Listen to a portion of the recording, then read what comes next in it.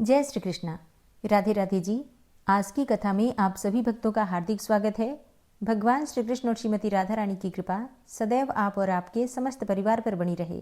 और अब भगवान श्री कृष्ण का ध्यान करके आज की पावन कथा का प्रारंभ करते हैं। श्रीमद् भगवद गीता के 11वें अध्याय का महात्म्य बताते हुए श्री महादेव जी कहते हैं कि हे प्रिय, गीता के वर्णन से संबंध रखने वाली कथा एवं विश्वरूप अध्याय के पावन महात्म्य को श्रवण करो।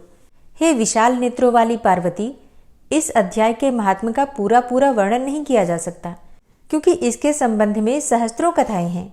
उनमें से एक यहाँ कही जाती है, तुम ध्यानपूर्वक सुनो। प्रणीता नदी के तट पर मेघंकर नाम से विख्यात एक बहुत बड़ा नगर है। उसके प्राकार अर्थात चहारदीवारी और गोपुर अर्थात द्वार बहुत ऊंचे हैं। वहाँ बड़ी बड़ी विश्रामशालाएं हैं जिनमें सोने के खंभे शोभा दे रहे हैं। उस नगर में श्रीमान, सुखी, शांत, सदाचारी तथा जितेंद्रिय मनुष्यों का निवास है और वहाँ हाथ में शारंग नामक धनुष धारण करने वाले जगदीश्वर भगवान विष्णु विराजमान हैं। वे पर ब्रह्म के साकार स्वरूप हैं और संसार के नेत्रों को जीवन प्रदान करने वाले हैं। उनका गौरवपूर्ण श्री विग्रह भगवती लक्ष्मी के नेत्र कमलों द्वारा पूजित होता है। भगवान की वह झांकी वामन अवतार की है। मेघ के समान उनका श्याम वर्ण तथा कोमल आकृति है। वक्षस्थल पर श्रीवत्स का चिन्ह शोभा पाता है और वे कमल और वनमाला से विभूषित हैं। अनेक प्रकार के आभूषणों से सुशोभित होकर भगवान वामन रत्नयुक्त समुद्र के सदृश जान पड़ते हैं। पीतांबर से उनके श्याम विग्रह की कांति ऐसी प्रतीत होती है मानो चमकती हुई बिजली से घिरा हुआ स्निग्ध मेघ शोभा पा रहा हो। उन भगवान वामन का दर्शन करके जीव जन्म एवं संसार के बंधनों से मुक्त हो जाता है। उस नगर में मेखला नामक महान तीर्थ है, जिसमें स्नान करके मनुष्य शाश्वत वैकुंठ धाम को प्राप्त होता है। और वहां जगत के स्वामी करुणा सागर भगवान नृसिंह का दर्शन करने से मनुष्य 7 जन्मों के किए हुए घोर पाप से भी छुटकारा पा जाता है। जो मनुष्य मेखला में श्री गणेश जी का दर्शन करता है वह सदा दुस्तर विघ्नों के भी पार हो जाता है। उसी मेघंकर नगर में कोई श्रेष्ठ ब्राह्मण थे जो ब्रह्मचर्य पारायण, ममता और अहंकार से रहित, वेद शास्त्रों में प्रवीण, जितेंद्रिय तथा भगवान वासुदेव के शरणागत थे। उनका नाम सुनंद था। हे प्रिय, वे शारंग धनुष धारण करने वाले भगवान के पास गीता के 11वें अध्याय विश्वरूप दर्शन योग का पाठ किया करते थे। उस अध्याय के प्रभाव से उन्हें ब्रह्म ज्ञान की प्राप्ति हो गई थी। परमानंद संदोह से पूर्ण उत्तम ज्ञानमयी समाधि के द्वारा इंद्रियों के अंतर्मुख हो जाने के कारण वे निश्चल स्थिति को प्राप्त हो गए थे और सदा जीवन मुक्त योगी की स्थिति में ही रहते थे। एक समय जब बृहस्पति सिंह राशि पर स्थित थे, महायोगी सुनंद ने गोदावरी तीर्थ की यात्रा आरंभ की। वे क्रमशः विरज तीर्थ, तारा तीर्थ, कपिला संगम, अष्ट तीर्थ, कपिला द्वार, नृसिंहवन, अंबिकापुरी तथा करस्थानपुर आदि क्षेत्रों में स्नान और दर्शन करते हुए विवाह मंडप नामक नगर में आए। वहां उन्होंने प्रत्येक घर में जाकर अपने ठहरने के लिए स्थान मांगा, परंतु कहीं भी उन्हें कोई स्थान नहीं मिला। अंत में गांव के मुखिया ने उन्हें एक बहुत बड़ी धर्मशाला दिखा दी। ब्राह्मण ने साथियों सहित उसके भीतर जाकर रात में निवास किया। सवेरा होने पर उन्होंने अपने को तो धर्मशाला के बाहर पाया, किंतु उनके और साथी दिखाई नहीं दिए। अब वे उन्हें खोजने के लिए चले। इतने में ही ग्रामपाल अर्थात मुखिया से उनकी भेंट हो गई। ग्रामपाल ने कहा, हे मुनिश्रेष्ठ, तुम सब प्रकार से दीर्घायु जान पड़ते हो। सौभाग्यशाली तथा पुण्यवान पुरुषों में तुम सबसे पवित्र हो और तुम्हारे भीतर कोई लोकोत्तर प्रभाव विद्यमान है। तुम्हारे साथी कहाँ गए और कैसे इस भवन से तुम बाहर आए, इसका पता लगाओ। मैं तुम्हारे सामने इतना ही कहता हूँ कि तुम्हारे जैसा तपस्वी मुझे दूसरा कोई नहीं दिखाई देता। हे विप्रवर, तुम्हें किस महामंत्र का ज्ञान है, किस विद्या का आश्रय लेते हो तथा किस देवता की दया से तुम्हें अलौकिक शक्ति आ गई है। हे भगवान, कृपा करके इस गांव में रहो। मैं तुम्हारी सब प्रकार से सेवा शुश्रूषा करूंगा। अब यूं कहकर ग्रामपाल ने मुनीश्वर सुनंद को अपने गांव में ही ठहरा लिया। वह दिन रात बड़ी भक्ति से उनकी सेवा टहल करने लगा।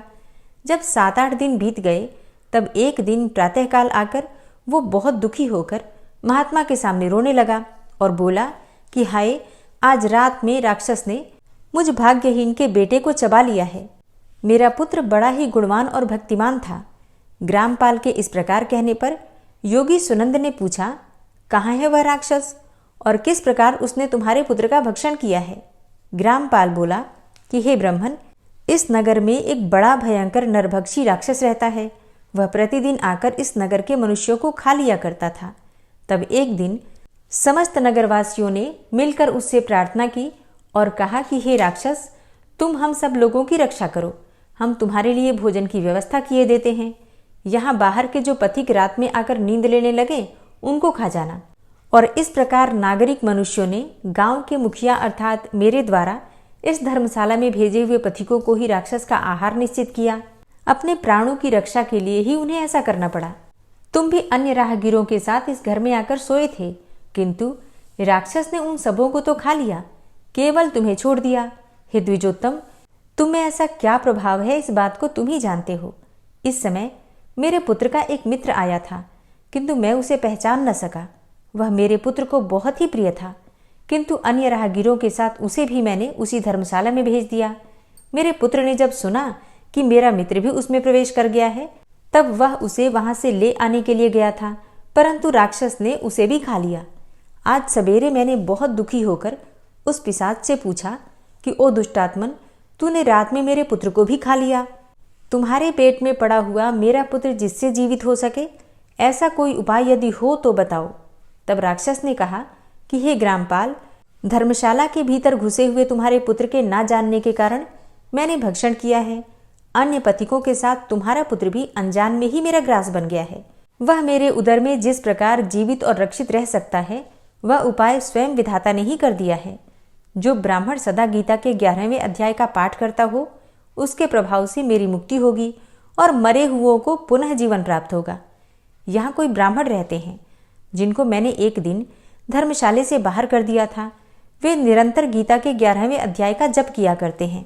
इस अध्याय के मंत्र से 7 बार अभिमंत्रित करके यदि वे मेरे ऊपर जल का छींटा दें तो निस्संदेह मेरा शाप से उद्धार हो जाएगा। इस प्रकार उस राक्षस का संदेश पाकर मैं तुम्हारे निकट आया हूँ। तब ब्राह्मण ने पूछा, हे ग्रामपाल, जो रात में सोए हुए मनुष्यों को खाता है, वह प्राणी किस पाप से राक्षस हुआ है? तब ग्रामपाल बोला कि हे ब्राह्मण, पहले इस गांव में कोई किसान ब्राह्मण रहता था। एक दिन वह अगहनी के खेत की क्यारियों की रक्षा करने में लगा हुआ था और वहां से थोड़ी ही दूर पर एक बहुत बड़ा गिद्ध किसी राही को मारकर खा रहा था। उसी समय एक तपस्वी कहीं से आ निकले, जो उस राही को बचाने के लिए दूर से ही दया दिखाते हुए आ रहे थे। अब गिद्ध उस राही को खाकर आकाश में उड़ गया। तब तपस्वी ने कुपित होकर उस किसान से कहा, ओ दुष्ट हलवाहे, तुझे धिक्कार है, तू तो बड़ा ही कठोर और निर्दयी है। दूसरे की रक्षा से मुंह मोड़कर केवल पेट पालने के धंधे में लगा है। तेरा जीवन नष्ट प्राय है। अरे, जो चोर, दाढ़ वाले जीव, सर्प, शत्रु, अग्नि, विष, जल, गिद्ध, राक्षस, भूत तथा बेताल आदि के द्वारा घायल हुए मनुष्यों की शक्ति होते हुए भी उपेक्षा करता है, वह उनके वध का फल पाता है। जो शक्तिशाली होकर भी चोर आदि के चंगुल में फंसे हुए ब्राह्मण को छुड़ाने की चेष्टा नहीं करता, वह घोर नरक में पड़ता है और पुनः भेड़िए की योनि में जन्म लेता है। जो वन में मारे जाते हुए तथा गिद्ध और व्याघ्र की दृष्टि में पड़े हुए जीव की रक्षा के लिए छोड़ो छोड़ो की पुकार करता है, वह परम गति को प्राप्त होता है। जो मनुष्य गौओं की रक्षा के लिए व्याघ्र, भील तथा दुष्ट राजाओं के हाथ से मारे जाते हैं, वे भगवान विष्णु के उस परम पद को पाते हैं जो योगियों के लिए भी दुर्लभ है। सहस्त्र अश्वमेध और 100 वाजपेय यज्ञ मिलकर शरणागत रक्षा की 16वीं कला के बराबर भी नहीं हो सकते। दीन तथा भयभीत जीव की उपेक्षा करने से पुण्यवान पुरुष भी समय आने पर कुंभी पाक नामक नरक में पकाया जाता है। तूने दुष्ट गिद्ध के द्वारा खाए जाते हुए राही को देखकर उसे बचाने में समर्थ होते हुए भी जो इसकी रक्षा नहीं की, इससे तू निर्दयी जान पड़ता है। अतः तू राक्षस हो जा। अब हलवाहा बोला, हे महात्मन, मैं यहाँ उपस्थित अवश्य था, किंतु मेरे नेत्र बहुत देर से खेत की रक्षा करने में लगे थे। अतः पास होने पर भी गिद्ध के द्वारा मारे जाते हुए इस मनुष्य को मैं जान ही नहीं सका। अतः मुझ दीन पर आपको अनुग्रह करना चाहिए। तब तपस्वी ब्राह्मण ने कहा कि जो प्रतिदिन गीता के 11वें अध्याय का जप करता है, उस मनुष्य के द्वारा अभिमंत्रित जल जब तुम्हारे मस्तक पर पड़ेगा, उस समय तुम्हें शाप से छुटकारा मिल जाएगा। अब ये कहकर तपस्वी ब्राह्मण चले गए और वो हलवाहा राक्षस हो गया। अतः हे द्विजश्रेष्ठ, तुम चलो और 11वें अध्याय से तीर्थ के जल को अभिमंत्रित करो, फिर अपने ही हाथ से उस राक्षस के मस्तक पर उसे छिड़क दो। ग्रामपाल की ये सारी प्रार्थना सुनकर ब्राह्मण का हृदय करुणा से भर आया। वे बहुत अच्छा कहकर उसके साथ राक्षस के निकट गए। वे ब्राह्मण योगी थे। उन्होंने विश्वरूप दर्शन नामक 11वें अध्याय से जल अभिमंत्रित करके उस राक्षस के मस्तक पर डाला। तब गीता के 11वें अध्याय के प्रभाव से वह शाप से मुक्त हो गया। उसने राक्षस देह का परित्याग करके चतुर्भुज रूप धारण कर लिया तथा उसने जिन सहस्त्रों पथिकों को भक्षण किया था वे भी शंख, चक्र और गदा धारण किए चतुर्भुज रूप हो गए। तत्पश्चात वे सभी विमान पर आरूढ़ हुए। इतने में ही ग्रामपाल ने राक्षस से कहा, हे निशाचर, मेरा पुत्र कौन है? उसे तो दिखाओ। उसके जो कहने पर दिव्य बुद्धि वाले राक्षस ने कहा, ये जो तमाल के समान श्याम, 4 भुजाधारी, माणिक्यमय मुकुट से सुशोभित तथा दिव्य मणियों के बने हुए कुंडलों से अलंकृत है, हार पहनने के कारण जिनके कंधे मनोहर प्रतीत होते हैं, जो सोने के भुजबंधों से विभूषित कमल के समान नेत्र वाले, स्निग्ध रूप तथा हाथ में कमल लिए हुए हैं और दिव्य विमान पर बैठकर देवत्व को प्राप्त हो चुके हैं, इन्हीं को अपना पुत्र समझो। अब ये सुनकर ग्रामपाल ने उसी रूप में अपने पुत्र को देखा और उसे अपने घर ले जाना चाहा। तब ये देखकर उसका पुत्र हंस पड़ा और इस प्रकार कहने लगा। पुत्र बोला, हे ग्रामपाल, कई बार तुम भी मेरे पुत्र हो चुके हो। पहले मैं तुम्हारा पुत्र था, किंतु अब मैं देवता हो गया हूँ। इन ब्राह्मण देवता के प्रसाद से वैकुंठ धाम को जाऊंगा।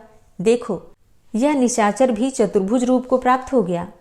11वें अध्याय के महात्म्य से ये सब लोगों के साथ श्री विष्णु धाम को जा रहा है।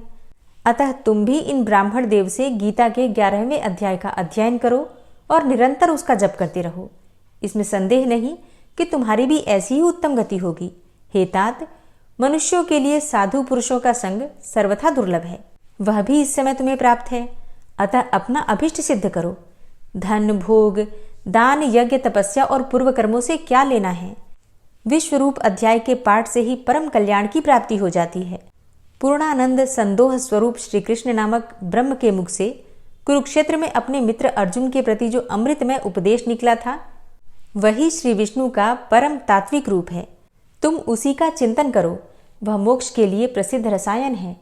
संसार भय से डरे हुए मनुष्यों की आदि व्याधि का विनाशक तथा अनेक जन्मों के दुखों का नाश करने वाला है।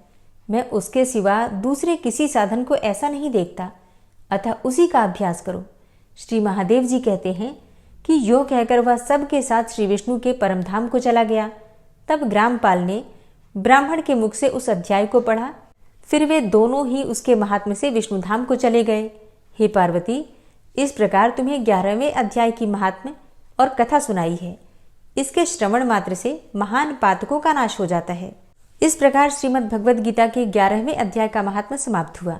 और अब आप सुनेंगे श्रीमद् भगवद गीता के 12वें अध्याय का महात्म्य। श्री महादेव जी कहते हैं, हे पार्वती, दक्षिण दिशा में कोल्हापुर नाम का एक नगर है, जो सब प्रकार के सुखों का आधार, सिद्ध महात्माओं का निवास स्थान तथा सिद्धि प्राप्ति का क्षेत्र है। वह पराशक्ति भगवती लक्ष्मी का प्रधान पीठ है। संपूर्ण देवता उसका सेवन करते हैं। वह पुराण प्रसिद्ध तीर्थ, भोग एवं मोक्ष प्रदान करने वाला है। वहाँ करोड़ों तीर्थ और शिवलिंग है। रुद्र गया भी वही है। वह विशाल नगर लोगों में बड़ा विख्यात है। एक दिन कोई युवक पुरुष उस नगर में आया। वह कहीं का राजकुमार था। उसके शरीर का रंग गोरा, नेत्र सुंदर, ग्रीवा शंख के समान, कंधे मोटे, छाती चौड़ी तथा भुजाएं बड़ी बड़ी थीं। नगर में प्रवेश करके सब और महलों की शोभा निहारता हुआ वह देवेश्वरी महालक्ष्मी के दर्शनार्थ उत्कंठित होकर मणिकंठ तीर्थ में गया और वहां जाकर उसने स्नान करके अपने पितरों का तर्पण किया। फिर महामाया महालक्ष्मी जी को प्रणाम करके भक्तिपूर्वक स्तवन करना आरंभ किया।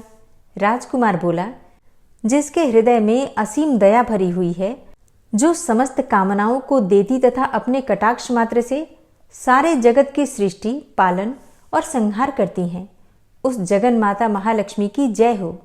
जिस शक्ति के सहारे उसी के आदेश के अनुसार परमेष्ठी ब्रह्मा सृष्टि करते हैं, भगवान अच्युत जगत का पालन करते हैं तथा भगवान रुद्र अखिल विश्व का संहार करते हैं, उस सृष्टि, पालन और संहार की शक्ति से संपन्न भगवती पराशक्ति का मैं भजन करता हूँ।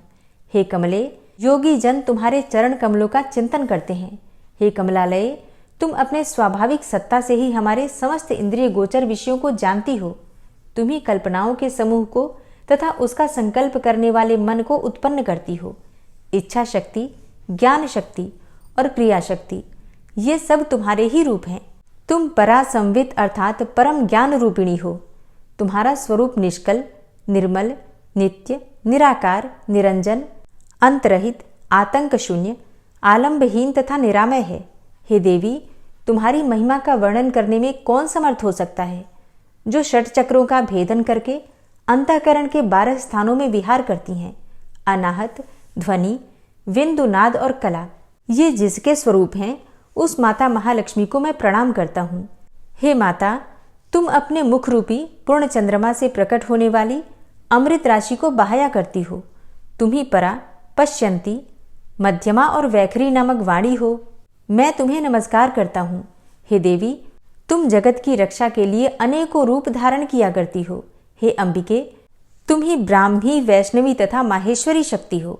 वाराही, महालक्ष्मी, नारसिंही, ऐन्द्री, कौमारी, चंडिका, जगत को पवित्र करने वाली लक्ष्मी, जगन माता सावित्री, चंद्रकला तथा रोहिणी भी तुम ही हो।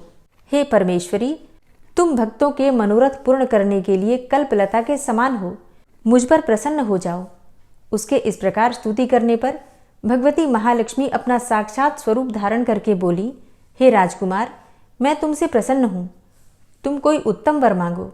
तब राजपुत्र बोला कि माँ, मेरे पिता राजा बृहद्रथ अश्वमेध नामक महान यज्ञ का अनुष्ठान कर रहे थे। वे दैव योग से रोगग्रस्त होकर स्वर्गगामी हो गए। अब इसी बीच में यूप में बंधे हुए मेरे यज्ञ संबंधी घोड़े को, जो समूची पृथ्वी का परिक्रमा करके लौटा था, किसी ने रात्रि में बंधन काटकर कहीं अन्यत्र पहुंचा दिया। उसकी खोज में मैंने कुछ लोगों को भेजा था, किंतु वे कहीं भी उसका पता ना पाकर जब खाली हाथ लौट आए हैं, तब मैं सब ऋत्विजों से आज्ञा लेकर तुम्हारी शरण में आया हूँ। हे देवी, यदि तुम मुझ पर प्रसन्न हो तो मेरे यज्ञ का घोड़ा मिल जाए, जिससे कि यज्ञ पूर्ण हो सके। तभी मैं अपने पिता महाराज का ऋण उतार सकूंगा। शरणागतों पर दया करने वाली हे जगत जननी लक्ष्मी, जिससे मेरा यज्ञ पूर्ण हो, वह उपाय करो। तब भगवती लक्ष्मी ने कहा, हे राजकुमार, मेरे मंदिर के दरवाजे पर एक ब्राह्मण रहते हैं, जो लोगों में सिद्ध समाधि के नाम से विख्यात हैं। वे मेरी आज्ञा से तुम्हारा सब काम पूरा कर देंगे। महालक्ष्मी के ऐसा कहने पर वह राजकुमार उस स्थान पर आए जहां पर सिद्ध समाधि रहते थे, और उनके चरणों में प्रणाम करके राजकुमार चुपचाप हाथ जोड़कर खड़े हो गए। तब ब्राह्मण ने कहा कि तुम्हें माताजी ने यहाँ भेजा है। अच्छा, देखो, अब मैं तुम्हारा सारा अभिष्ट कार्य सिद्ध करता हूँ। यूँ कहकर मंत्रवेत्ता ब्राह्मण ने सब देवताओं को वहीं खींचा। राजकुमार ने देखा, उस समय सब देवता हाथ जोड़े थर थर कांपते हुए वहां उपस्थित हो गए।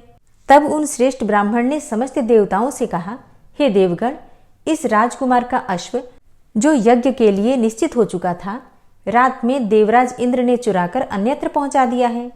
उसे शीघ्र ही लेकर आओ। तब देवताओं ने मुनि के कहने से यज्ञ का घोड़ा लाकर दे दिया।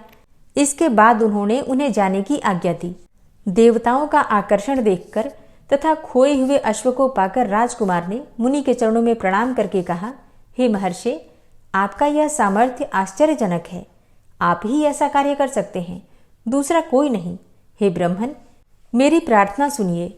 मेरे पिता राजा बृहद्रथ अश्वमेध यज्ञ का अनुष्ठान आरंभ करके दैव योग से मृत्यु को प्राप्त हो गए हैं। अभी तक उनका शरीर तपाए हुए तेल में सुखाकर मैंने रख छोड़ा है।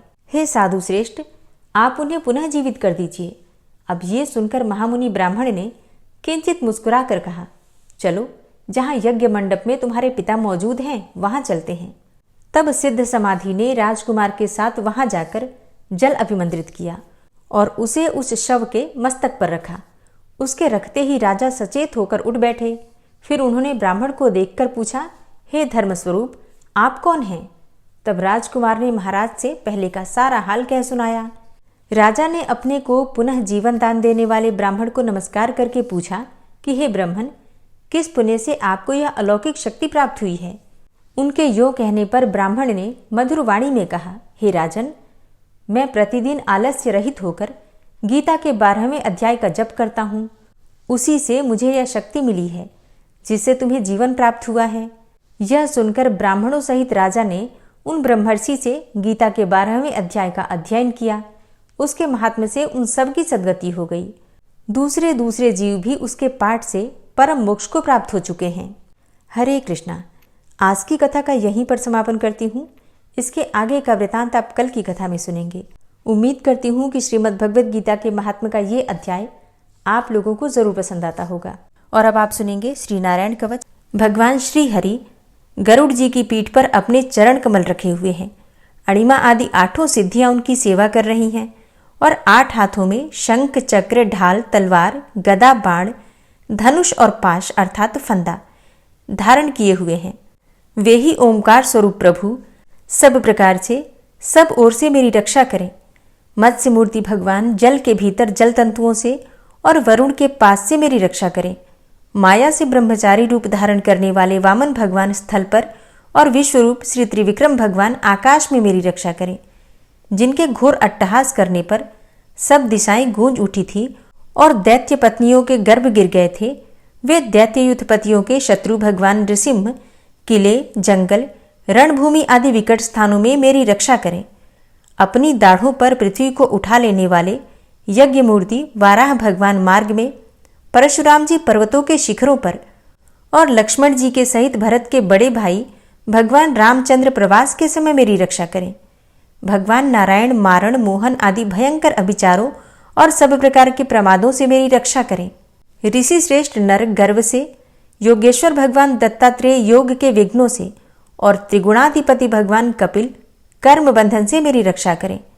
परम ऋषि सनत कुमार कामदेव से, हयग्रीव भगवान मार्ग में चलते समय देव मूर्तियों को नमस्कार आदि न करने के अपराध से और देवर्षि नारद सेवा अपराधों से और भगवान कच्छप सब प्रकार के नरकों से मेरी रक्षा करें।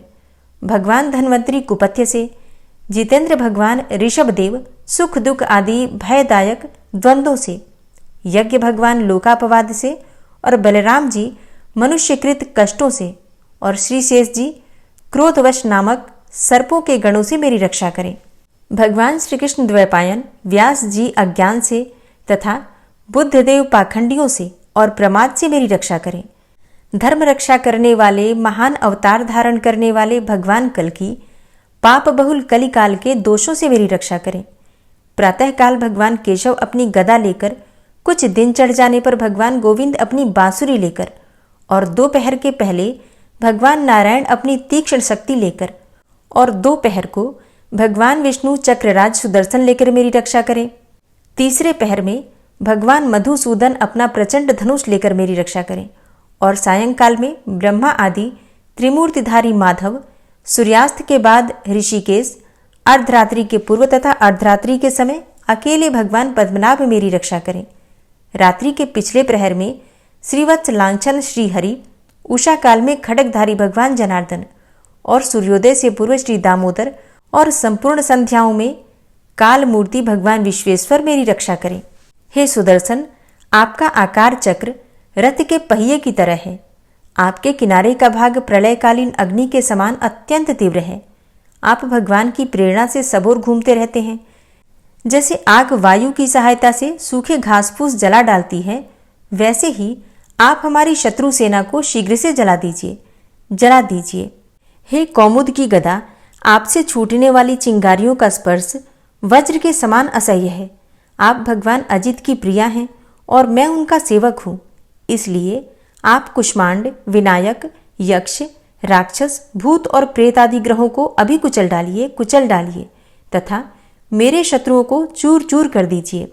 हे शंखश्रेष्ठ, आप भगवान श्री कृष्ण के फूंकने से भयंकर शब्द करके मेरे शत्रुओं का दिल दहला दीजिए एवं यातुधान, प्रमथ, प्रेत, मातृका, पिशाच तथा ब्रह्म राक्षस आदि भयावने प्राणियों को यहाँ से तुरंत भगा दीजिए।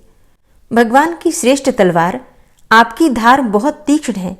आप भगवान की प्रेरणा से मेरे शत्रुओं को छिन्न भिन्न कर दीजिए। भगवान की प्यारी ढाल, आप में सैकड़ों चंद्राकार मंडल है। आप पाप दृष्टि पापात्मा शत्रुओं की आंखें बंद कर दीजिए और उन्हें सदा के लिए अंधा बना दीजिए। सूर्य आदि ग्रह, धूमकेतु, पुच्छल तारे आदि केतु, दुष्ट मनुष्य, सर्प आदि रेंगने वाले जंतु, दाढ़ों वाले हिंसक पशु, भूत प्रेत आदि तथा पापी प्राणियों से हमें जो भय हो और जो हमारे मंगल के विरोधी हो, वे सभी भगवान के नाम, रूप तथा आयुधों का कीर्तन करने से तत्काल नष्ट हो जाएं।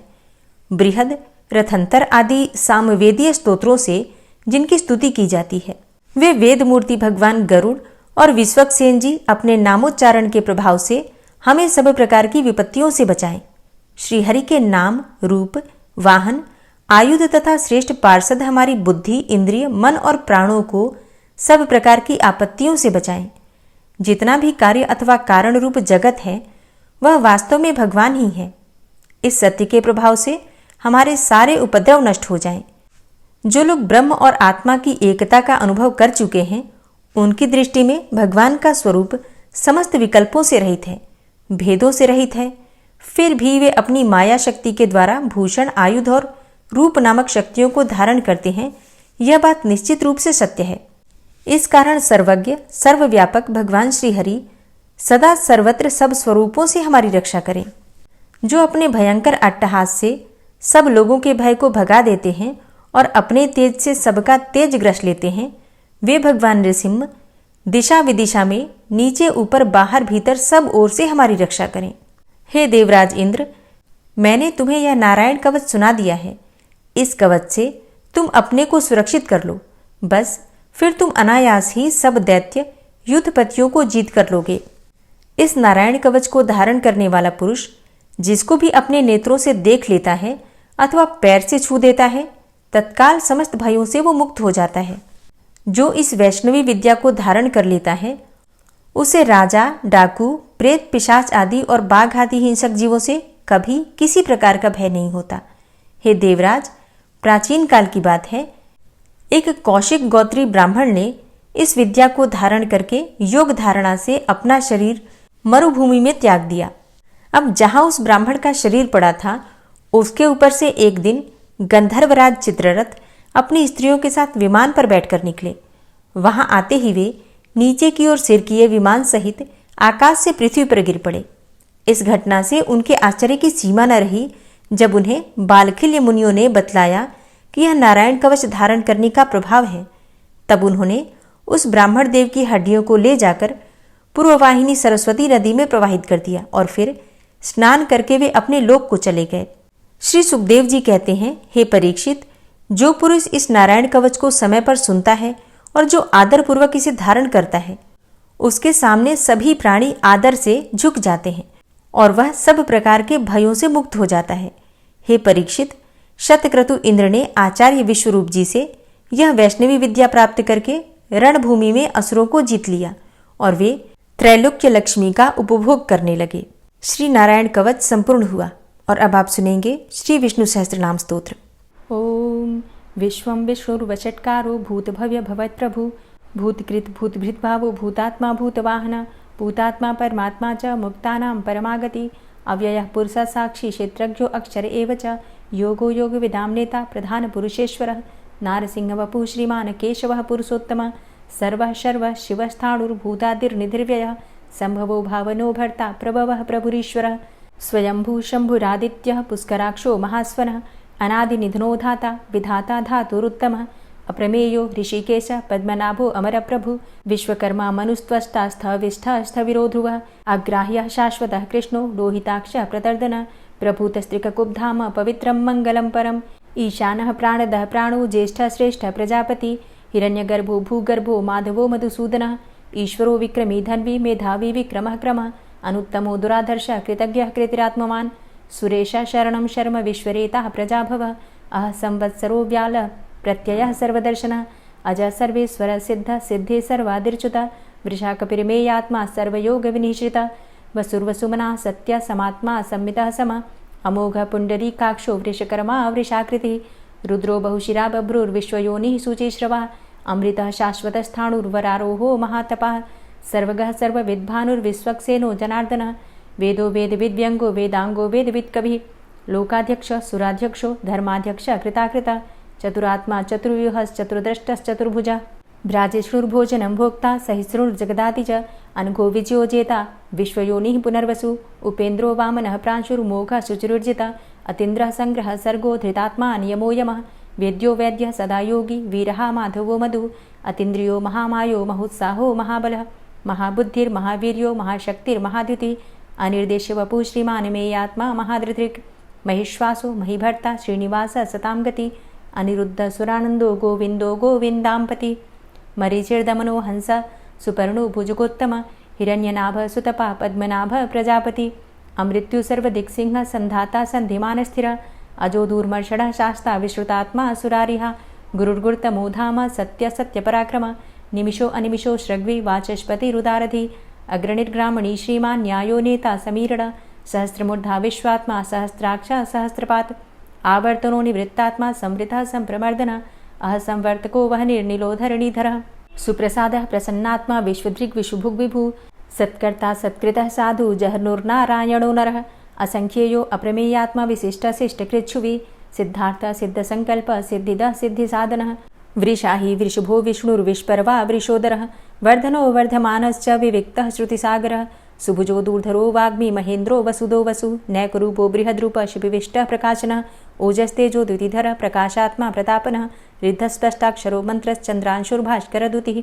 अमृतांशुद्भवो भानु शशबिन्दुः सुरेश्वरः औषधं जगतः सेतु सत्यधर्मपराक्रमः भूतभव्य भवन्नाथ पवनः पावनो नलः कामः कामकृत्कान्तः कामः कामप्रदः प्रभुः युगादिकृद्युगावर्तो नैकमायो महाशनः अदृश्योऽव्यक्तरूपश्च सहस्रजितनन्तजित् इष्टो अविशिष्ट शिष्टेष्ट शिखण्डी नहुसो वृष क्रोधः क्रोधकृत्कर्ता विश्वबाहुर्महीधरः अच्युतः प्रतितः प्राणः प्राणदो वासवानुजः अपां निधिर्धिष्ठानं प्रमत्तः प्रतिष्ठितः स्कन्दः स्कन्दधरो धूर्यो वरदो वायुवाहनः वासुदेवो बृहद्भानुरादिदेवः पुरन्दरः अशोकस्तारणस्तारः शूरः सौरिर्जनेश्वरः अनुकूलः शतावर्त पद्मी पद्मनिभेक्षणः पद्मनाभो अरविन्दाक्ष पद्मगर्भ शरीरभृत् महर्धिरिद्धो वृद्धात्मा महाक्षो गरुडाध्वजः अतुलः शरभो भीमो समयज्ञो हविर्हरि सर्वलक्षणलक्षण्यो लक्ष्मीवान् समितिञ्जय वीक्षरो रोहितो मार्गो हेतुर्दामोदरः सह महीधरो महाभागो वेगवान् मिताशनः उद्भवः शोभणो देव श्रीगर्भ परमेश्वर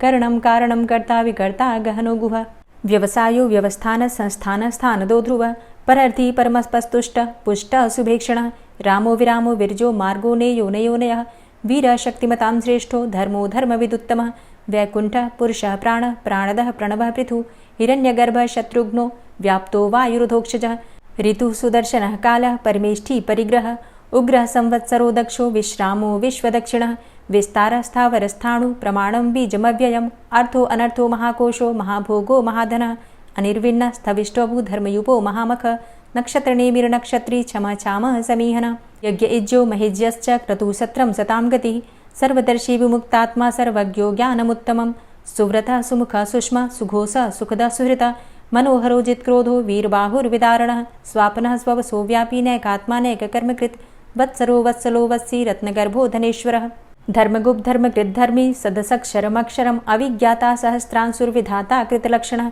गभस्तिनेमिः सत्त्वस्थः सिंहो भूतमहेश्वरः आदिदेवो महादेवो देवेशो देवभृद्गुरुः उत्तरो गोपतिर्गोप्ता ज्ञानगम्यः पुरातनः शरीरभूतभृद्भोक्ता कपीन्द्रो भूरि दक्षिणः सोमभो अमृतपः सोमः पुरुजित पुरुषोत्तमः विनियोजयः सत्यसन्धो दाशाः सात्वताम्पतिः जीवो विनयिता साक्षी मुकुन्दो अमितविक्रमः अम्भो निद्रणन्तात्मा महोदधीशयोऽन्तकः अजो महार्हः स्वाभाव्यो जितामित्रः प्रमोदनः आनन्दो नन्दनो नन्दः सत्यधर्मा त्रिविक्रमः महर्षि कपिलाचार्यः कृतज्ञो मेदिनीपतिः त्रिपदस्त्रिदशाध्यक्षो महाशृङ्गः कृतान्तकृत् महावराहो गोविन्दः सुखेणः कनकाङ्गदी गुह्यो गभीरो गहनो गुप्तश्चक्रगदाधरः वेधा स्वाङ्गो अजितः कृष्णो दृढः सङ्कर्षणोच्युतः वरुणो वारुणो वृक्षः पुष्कराक्षो महामनाः भगवान् भगानन्दी वनमाली हलायुधः आदित्यो ज्योतिरादित्यः सहिष्णुर्गतिसत्तमः सुधन्वाखण्ड परशुर्दारुणो द्रविडप्रदः दिविस्त्रिक्सर्वदृग्व्यासो वाचस्पतिर्योनिजः त्रिसामासामगः साम निर्वाणं भेषजम्भिषक् सन्न्यासकृच्छमः शान्तो निष्ठा शान्तिः परायणं शुभाङ्गः शान्तिदस्रष्टा कुमुदः कुवलेशय गोहितो गोपतिर्गोप्ता वृषभाक्षो वृषप्रियः अनिवर्ति निवृतात्मा संक्षेप्ता चेमकृच्छिवः श्रीवत्सवक्षा श्रीवास श्रीपति श्रीमताम्बरः श्रीद श्रीश श्रीनिवास श्रीनिधि श्रीविभावन श्रीधर श्रीकर श्रेय श्रीमान लोकत्रयाश्रय स्वक्ष स्वंग शतानंदो नंदिर्ज्योतिर्गणेश्वर विजितात्मा विधेयात्मा सत्कीर्तिश्छिन्न संशय उदीर्ण सर्वतक्षसुर निश शाश्वत स्थिर भूषयो भूषणो भूतिर्विशोकः शोकनाशन अर्चिष्मानर्चितः कुंभो विशुद्धात्मा विशोधन अनिरुद्धो अप्रतिरथ प्रद्युम्नो अमित विक्रमः कालिनेमि निहावीर शौरी शूरजनेश्वर त्रिलोकात्मा त्रिलोकेशः केशवः केशिहारी कामदेवः कामपालः कामीकान्तः कृतागमः अनिर्देशव पुर्विष्णोर्वीरो अनन्तो धनञ्जयः ब्रह्मण्यो ब्रह्मकृत् ब्रह्मा ब्रह्म ब्रह्म विवर्धन ब्रह्मविद् ब्राह्मणे ब्रह्मी ब्रह्मज्ञो ब्राह्मण प्रिय महाक्रमो महाकर्मा महातेजा महोरगः महाक्रतुर्महायज्वा महायज्ञो महाहवि स्तव्यः स्तव प्रिय स्तोत्रं स्तुतिस्तोतारण प्रिय पूर्णः पुरैता पुण्य पुण्यकीर्तिर्नामयः मनोजवस्तीर्थकरो वसुरेता वसुप्रद वसुप्रदो वासुदेव वसुर्वसुमनाहवि सद्गतिः सत्कीर्तिः सत्ता सद्भूति सत्परायणः शूरसेनो यदुश्रेष्ठः सन्निवासः सुयामुनः भूतावासो वासुदेवः सर्वासु निलयोऽनलः दर्पः दर्पदो दृप्तो दूर्धरोथा पराजितः विश्वमूर्तिर्महामूर्तिर्दीप्तमूर्तिर्मूर्तिमान् अनेकमूर्तिरव्यक्तः शतमूर्तिः शताननः एको नैकः सवः क किं यत्तत्पदमनुत्तमं लोकबन्धुर्लोकनाथो माधवो भक्तवत्सलः सुवर्णवर्णो हेमाङ्गो वराङ्गश्चन्दनाङ्गदी वीरः विषमः शून्यो घृताशीरचलश्चलः अमानीमानदोमान्यो लोकस्वामी त्रिलोकदृक् सुमेधा मेधजो धन्यः सत्यमेधाधराधरः तेजोवृषः द्वितिधरः सर्वशस्त्रभृताम्बरः प्रग्रहो निग्रहो व्यग्रो नैकशृङ्गो गदाग्रजः चतुर्मूर्तिश्चतुर्बाहुश्चतुर्व्यूहश्चतुर्गति चतुरात्मा चतुर्भावश्चतुर्वेदविदेकपात् समावर्तो अन्वृतात्मा दुर्जयो दुरतिक्रम दुर्लभो दुर्गमो दुर्गो दुरावासो दुरारिहा शुभांगो लोकसारंग सुतन्तुस्तन्तुवर्धन इंद्रकर्मा महाकर्मा कृतकर्मा कृतागम उद्भवः सुन्दरः सुन्दो रत्ननाभः सुलोचनः अर्को वाजसनः शृङ्गी जयन्तः सर्वविजयी सुवर्णबिन्दुरक्षोभ्य सर्वभागीश्वरेश्वरः महाह्रदो महागर्तो महाभूतो महानिधि कुमुदः कुन्दरः कुन्दः पर्जन्यः पावनो नीलः अमृताशो अमृतवपुः सर्वज्ञः सर्वतोमुखः सुलभः सुव्रतः सिद्धः शत्रुजित् शत्रुतापनः न्यग्रोधोदुम्बरो अस्वस्थश्चाणुरान्ध्रनिषूदनः सहस्रार्चिः सप्तजिह्वः सप्तैधा सप्तवाहनः अमूर्तिरणघो अचिन्त्यो भयकृद्भयनाशनः अणुर्बृहत्कृशः स्थूलो गुणभृन्निर्गुणो महान् अधृतः स्वधृतः स्वास्य प्राग्वंशो वंशवर्धनः भारभृतिकथितो योगी योगी स सर्वकामद आश्रमश्रमण क्षाम सुपर्णो वायुवाहन धनुर्धरो धनुर्वेदो दण्डोदमयितादम अपराजितः सर्वसहो नियन्ता नियमो यमः सत्त्ववान् सात्विकः सत्य सत्यधर्मपरायण अभिप्रायः प्रियार्होरः प्रियकृत्प्रीतिवर्धनः विहाय सगतिर्ज्योति सुरुचिर्हुद्भुग्विभु रविर्विलोचनः सूर्य सविता रविलोचनः अनन्तो हुद्भुग्भोक्ता सुखदो नैकजोग्रज अनिर्विण्ण सदामर्षि लोकाधिष्ठानमद्भुतः सनात सनातन्तमः कपिलः कपिरप्यय स्वस्तिदः स्वस्तिकृत् स्वस्ति स्वस्तिभुक् स्वस्ति दक्षिणः रौद्रः कुण्डली चक्रे विक्रमयुर्जितशासनः शब्दातिगः शब्दशः शिशिरः शर्वरीकरः अक्रूरः पेशलो दक्षो दक्षिणः क्षमिणाम्बर विद्वतमो वितभय पुण्यश्रवणकीर्तन उत्तारणो दुष्कृतिः पुण्यो दुःस्वप्ननाशन वीरः रक्षणः सन्तो जीवनः पर्यवस्थितः अनन्तरूपो अनन्तसृर्जितमन्युर्भयापः चतुरश्रो गभीरात्मा विदिशो व्यादिशो दिश अनादिर्भूर्भुवो लक्ष्मीः सुवीरो रुचिराङ्गद जननो जन्मादिर्भीमो भीमपराक्रम आधारनीलयोधाता पुष्पः सः प्रजागर ऊर्ध्वगः सत्पथाचारः प्राणदः प्रणमपण प्रमाणं प्राणनीलयः प्राणभृत् प्राणजीवनः तत्त्वं तत्त्वविदेकात्मा जन्म मृत्यु जरातिग पूर्व स्वस्तरुस्तार सविता प्रपितामह यज्ञो यज्ञपतिर्यज्वा यज्ञांगो यज्ञवाहन यज्ञभृद्यज्ञकृद्यज्ञ यज्ञभुग्यज्ञसाधन यज्ञान्तिकृद्यज्ञ गुह्यमन्यमन्नादेव च आत्मयोनिः स्वयं जातो वैखानः सामगायन देवकीनन्दन स्रष्टा क्षितिसः पापनाशन शङ्खभृन्नन्दकी चक्री शारङ्गधन्वा गदाधरः रथांगपाणिरक्षोभ्य सर्वप्रहरणायुध ओम नमः। और अब आप सुनेंगे श्री तुलसी चालीसा। श्री तुलसी महारानी करूं विनय सिरनाय, जो मम हो संकट विकट दीजे मात नशाय। नमो नमो तुलसी महारानी, महिमा अमित न जाए बखानी। दियो विष्णु तुमको सन्माना, जग में छायो सुयस महाना। विष्णु प्रिया जय जयति भवानी, तिहु लोक की हो सुख खानी। भगवत पूजा करे जो कोई, बिना तुम्हारे सफल न होई। जिन घर तव नहीं होय निवासा, उस घर कर ही विष्णु नहीं बासा। करें सदा जो तव नित सुमिरन, तेहि के काज होय सब पूरन। कार्तिक मास महात्म तुम्हारा, ताको जानत सब संसारा। तव पूजन जो करे कुंवारी, पावे सुंदर वर सुकुमारी। करे जो पूजा नित प्रति नारी, सुख संपत्ति से होय सुखारी। वृद्धा नारी करे जो पूजन, मिले भक्ति होवे पुलकित मन। श्रद्धा से पूजे जो कोई, भवनिधि से तर जावे सोई। कथा भागवत यज्ञ करावे, तुम बिन नहीं सफलता पावे। छायो तब प्रताप जग भारी, ध्यावत तुम्हीं सकल चित धारी। तुम्ही मात यंत्रन तंत्रन में, सकल काज सिद्धि होवे क्षण में। औषधि रूप आप हो माता, सब जग में तव यश विख्याता। देव ऋषि मुनि और तपधारी, करत सदा तव जय जयकारी।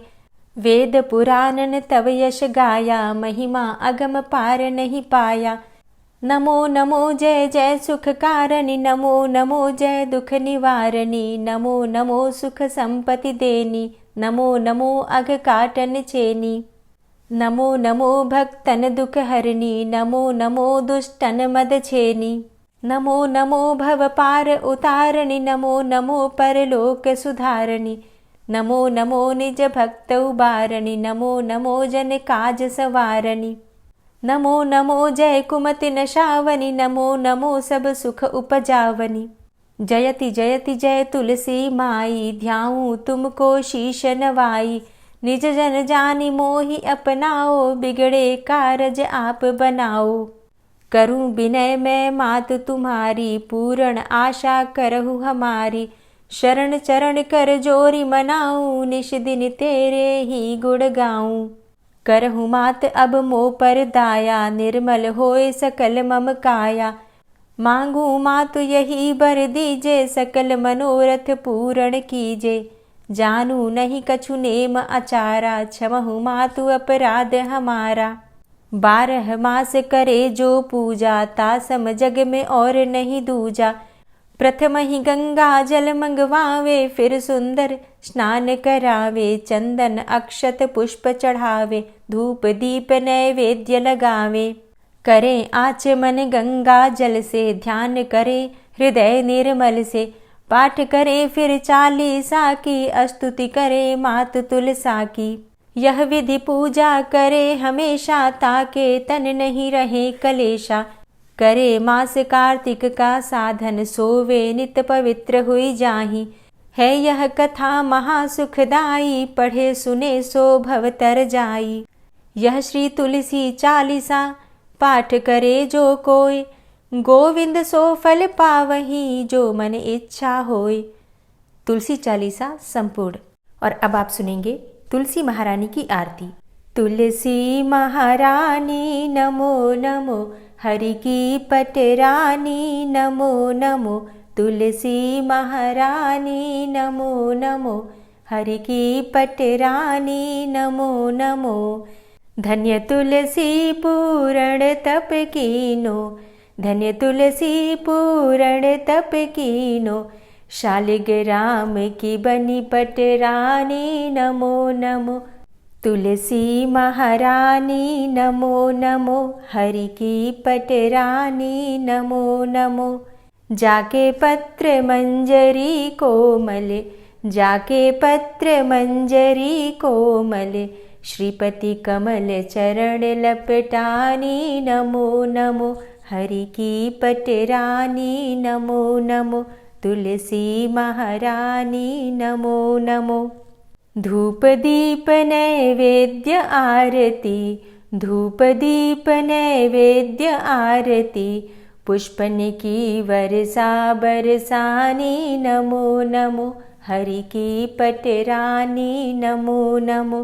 तुलसा महारानी नमो नमो। 56 भोग 36 व्यंजन, 56 भोग 36 व्यंजन। बिन तुलसा हरि एक न मानी नमो नमो। तुलसी महारानी नमो नमो, हरि की पटरानी नमो नमो। सभी सखी मैया तेरो यश गावे, सभी सखी मैया तेरो यश गावे। भक्ति दान दीजे महारानी नमो नमो। तुलसा महारानी नमो नमो, हरि की पटरानी नमो नमो। नमो नमो तुलसा महारानी, नमो नमो तुलसी महारानी। तुलसी महारानी नमो नमो, हरि की पटरानी नमो नमो। तुलसी महारानी नमो नमो, हरि की पटरानी नमो नमो। प्रेम से बोलिए तुलसी मैया की जय। दोस्तों, पौष मास की पूर्णिमा तिथि, सकट चौथ और गुप्त नवरात्रि के विषय में जानना चाहते हैं तो चैनल पर वीडियो अपलोड हो चुकी है, ज़रूर देख लीजिए। चैनल पर पहली बार आए हैं और अगर अभी तक आपने चैनल को सब्सक्राइब नहीं किया है तो आज की वीडियो अगर आपको अच्छी लगे तो चैनल को सब्सक्राइब कर लीजिए और बेल आइकन को ज़रूर प्रेस कर लीजिए। तो इससे ये होगा कि इस चैनल पर आने वाली सभी वीडियोज़ की नोटिफिकेशन आपको सही समय पर प्राप्त होगी। मिलती हूँ मैं आपसे अगली वीडियो में, तब तक के लिए जय श्री राधे।